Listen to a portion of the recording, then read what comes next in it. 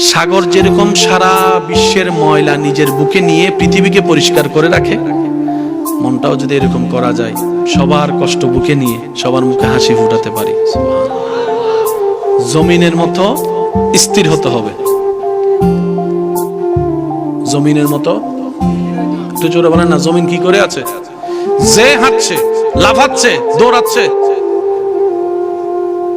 সূর্যের মতো প্রখর হতে হবে।